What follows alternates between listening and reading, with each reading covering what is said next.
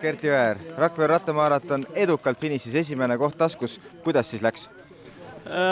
Eks ta kerge ei olnud, et siin rada on põnev ja raske ja et konkurendid Josten ja Martin olid ka päris kõvad täna, et ei õnnestunud seal kellegi maha raputada. Et oli raske sõit.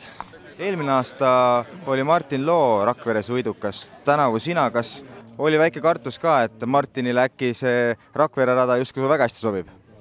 No talle kindlasti jah, sobib see rada, et see on enamuse rajast on ikka niisugune tehniline singel, et see on tema see spetsialiteet, et ja eks ma ikka kartsin, et ma sõitsin eile veel ühe võistluse selle palava ilmaga, et kindlasti see mõjutas ka kõvasti, et Martin oli natuke värskem, et eks ma teda kartsin kõige rohkem, jah. Aga 2,5 tundi pole üldse paha võiduaeg tegelikult, et rada oli vist päris kiire?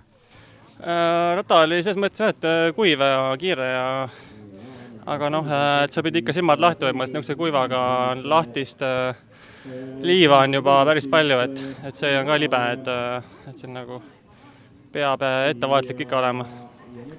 Nüüd on 3 nädalavahetus tegelikult järjest, kus Boschil etapp toimub, et ega siin puhata ei ole, et järgmine nädalavahetus Viljandis ja siis jälle Rõuges, et ilmselt võidumõtetega edasi.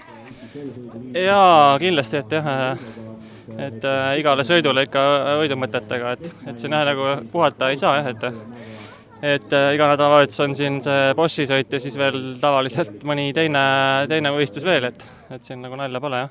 Et väga tihe graafik on, aga jah, et üritab vähemalt Rõuge maratonistикateks niimoodi head vormi hoida või siis isegi parandada vormi, et see oleks niisugune kena eesmärk.